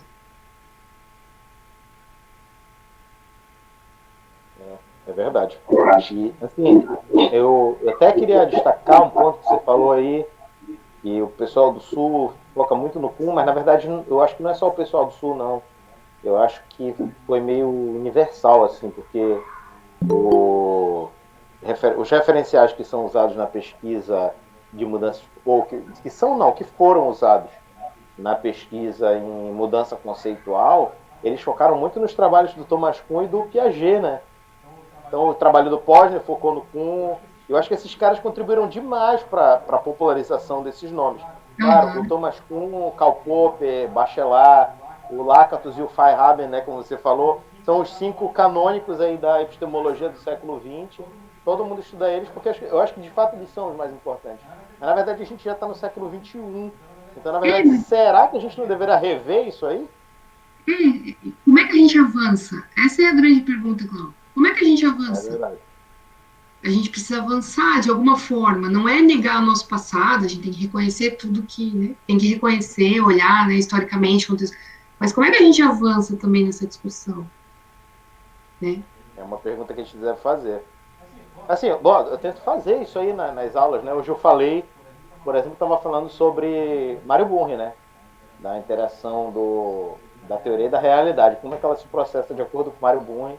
Mas ao mesmo tempo eu falei também da Nancy Cartwright e do Ian Hacking, né? Que eles são tomados como neopositivistas e tal, porque é importante que as pessoas saibam que existem outras visões e que na verdade que a visão que a gente está apresentando não é a única.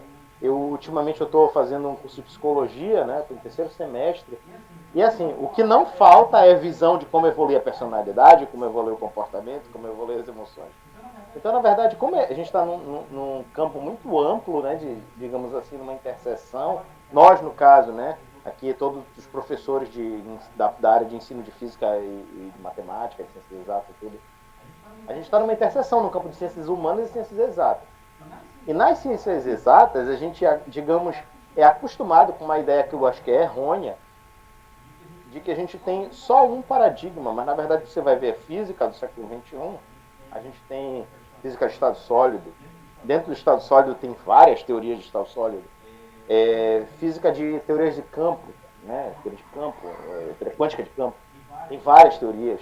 Relatividade geral tem vários modelos lá dentro da relatividade geral que explicam certas coisas. Por exemplo, a pessoa fala, tu acredita no Big Bang? Não, peraí, tem pelo menos quatro teorias de origem do universo, tem teorias das supercordas, tem teorias de sei das quantas. Então, na verdade, a ciência, eu sempre tento passar essa ideia para os meus alunos, porque assim, foi fruto de muita reflexão, que teve um tempo que eu não sabia mais o que era ciência, e eu fiquei confortado com uma visão do Alan Chalmers, que ele diz assim, olha, eu também não sei. Então, ele escreveu um livro de 200 páginas para dizer, eu também não sei. Aí eu disse, tá, se ele não sabe, então eu posso ficar tranquilo, né? Mas, na verdade, tem uma coisa que é muito interessante da ciência, que é o debate, né? Que é esse constante debater, e eu estou lendo outros textos da psicologia que me levam a uma outra conclusão. Eu estava lendo um tempo desse o texto da Silvia Lani, eles vão fazer um fichamento de psicologia social, e ela dizia assim, que a sociedade só evolui por causa da contradição. Né? Isso aí ela encontra lá em Karl Marx.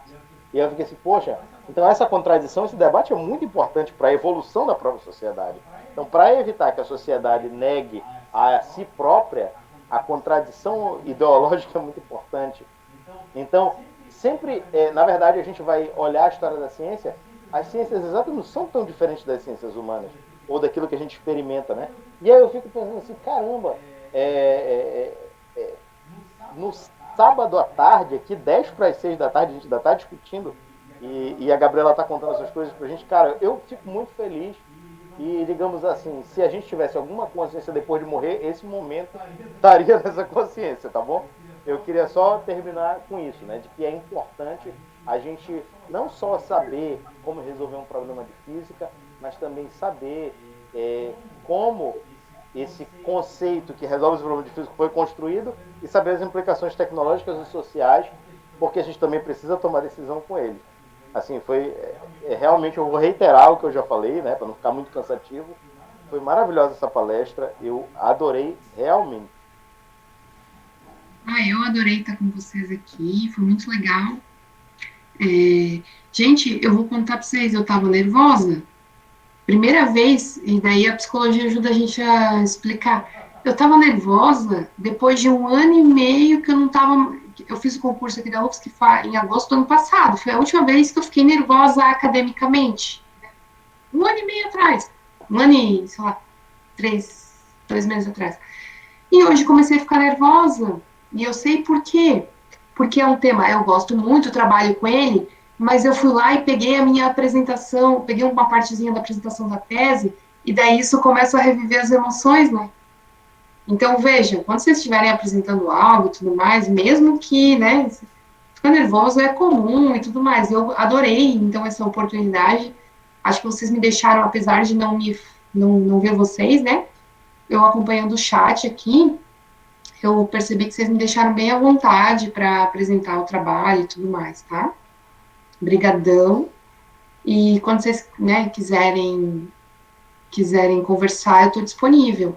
E além desse projeto, vou fazer propaganda, eu tenho outro projeto que eu coordeno que chama Meninas na Ciência, tem um perfil no Instagram, sigam lá, Meninas na Ciência, _UFSC. E a gente chegou a 1.000 seguidores, e esse mês vai rolar 4 lives com 4 professoras cientistas, né?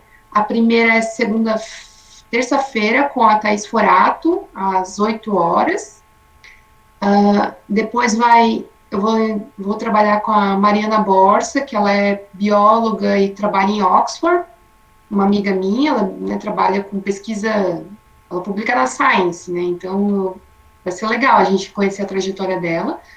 Depois tem a Rita, que é astrofísica, ela recebeu o prêmio da L'Oréal, da Mulheres na Ciência, da L'Oréal, está trabalhando no prêmio agora, e a última do mês é a Camila Domit, que ela é bióloga, e ela também vai falar sobre a trajetória de pesquisa dela e tal. Ela trabalha ela construiu no Paraná o laboratório de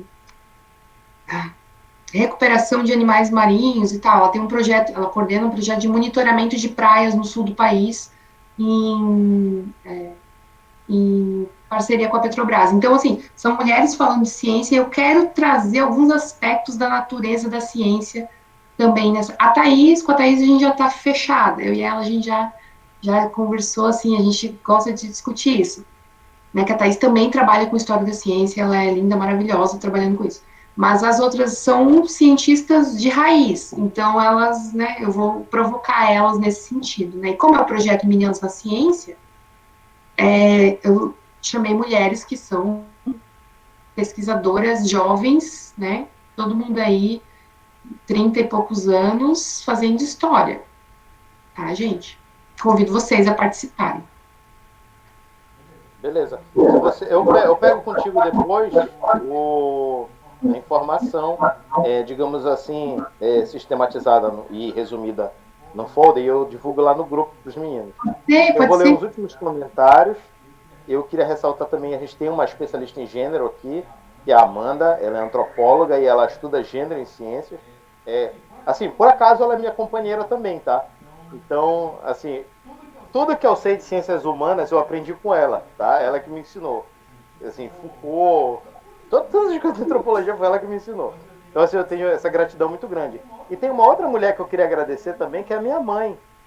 A minha mãe, eu reitero isso, porque na live da Mara eu falei que ela foi falar sobre meninas da ciência, e quem me levou para as ciências exatas foi uma mulher, foi a minha mãe. Então esse lance de que, um homem é que sabe mais matemática, isso não fazia sentido nenhum na minha cabeça. Quem me levou para matemática, para física, foi uma mulher, foi minha mãe, que ela é formada em economia, e em casa ela que sabia de ciências exatas. Ela que me ajudava com minhas tarefas de matemática. Tá? E eu vou só aqui destacar, né, os comentários aqui da Luísa, que ela vai dizer que exatamente, professora, muitas vezes só conhecemos o que dá certo, não falamos sobre teoricamente o que não dá certo. Legal esse comentário, né? A Angelita falou, adorei a apresentação da professora Gabriela, grata pela oportunidade de ouvi-la. A Angélica agradeceu, obrigada, professora. Né? O Gladson também agradeceu, o Gladson de Lucas, gratidão, professora. O Marlon vai destacar aqui, acho interessante sobre cada perspectiva dos epistemólogos, uma fala de revolução, outra fala de evolução, por isso devemos abrir a mente e buscar distintas visões. Olha que legal. A Yasmin destaca aqui, excelente apresentação, professora Gabriela. O Junivon, excelente, professora Gabriela e GEAI. A minha mãe, né, parabéns, professora, excelente palestra, tema muito relevante. Fico lisonjeado com o comentário do meu filho Glauco. E a Amanda, minha companheira, excelente palestra, professora. Foi maravilhosa essa tarde, assim como as outras lives também do GEAI, que trouxeram temas assim, muito importantes. Mas assim, essa não é nenhuma preferência pessoal, tá? Eu gosto muito da Gabriela, assim como eu gosto do Natan, da Mara, dos outros palestrantes, da professora Angélica, que trouxe uma live aqui com a gente, mas esse tema, para mim, é um tema que me traz, assim, emoções muito fortes, assim como trouxeram para a Gabriela, né? E eu queria realmente agradecer, a contribuição foi muito grande, essa contribuição foi assim, inestimável para nós.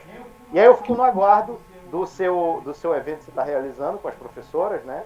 Para a gente também contribuir lá, tá, Gabi? Então tá, eu vou compartilhar contigo as minhas bolsistas preparam um post para divulgar lá, porque daí acho que legal, né, trazer essa galera para conhecer, ainda mais que agora a gente percebe que a gente pode aprender com qualquer pessoa, assim, né, tem as suas limitações e muitas, mas a gente também pode aprender com pessoas que estão em espaços geográficos diferentes, né? Eu acho que se vocês quiserem acompanhar a Thaís falando, a Thaís passou aqui hoje, ela é maravilhosa. É isso, é a pessoa que eu quero ser quando eu crescer. Ela. Então, eu também, porque eu leio os trabalhos dela e cheguei nessa conclusão. Eu queria ser também que dela quando eu crescer. Gente, deixa eu comentar uma coisa.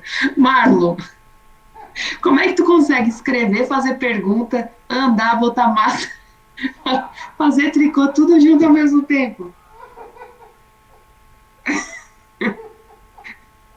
Né? Mas é isso aí, gente. Sério, mano. Agora, jogar xadrez. Menino, tu é superdotado, não pode.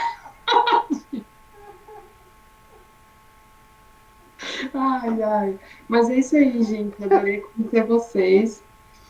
E qualquer coisa me escrevam, né? Vocês viram lá meu. Pode escrever no e-mail, vou colocar aqui. Tá de folga do trabalho. Vou colocar meu e-mail se vocês quiserem mandar mensagem para mim, ó. A professora Gabriela estava colocando o e-mail dela aí, ó. Pronto. gabicaiana@gmail.com. Me escrevam, podem pedir material e tal, tá? A gente está aí para se ajudar. É isso aí, Gabi. Muito obrigado pela tua participação. Eu agradeço todo mundo que esteve aqui, né? Amanda, Loriane, provavelmente deve ser sua aluna, né? Lá na UFS, Ah, minhas amigas, colega, já o Cris, colega. não, então, minhas amigas, trabalhei com elas, a Lori é professora do departamento do setor de educação da UFPR, e a Legal, massa demais. Jail é professora de física da Universidade Federal do Paraná, Tecnológica do Paraná. Certo. Então são professoras também. Legal, muito bacana. Lore e a Geocris, né? É, Certo. Bom, muito obrigado por vocês terem participado. Professora Angélica, o Elisandro, o Lucas, Yasmin, o Imortal, que é a nossa divindade aqui, o Marcos Araújo, a Jaque, o Junivon, Luiz, a Mariel e mãe, muito obrigado a todos vocês por terem integrado esse momento ímpar na nossa vida aí, porque tudo é experiência, né, gente? Então, algum momento nosso ciclo vai fechar nessa vida, mas o que vale foi as coisas que a gente vivenciou. Um forte abraço a todos vocês e bom final de semana a todos. obrigada, gente, até. Até.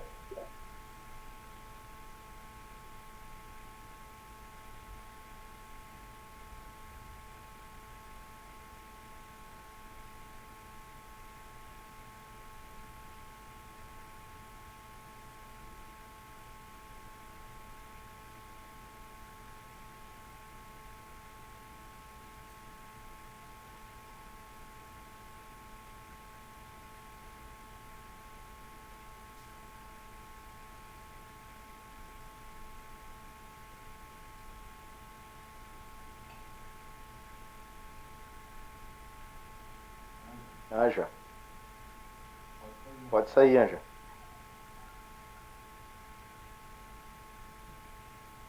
Mo. Mo. Oi, tô aqui, já vou sair. Pode sair, Anja. Vou sair.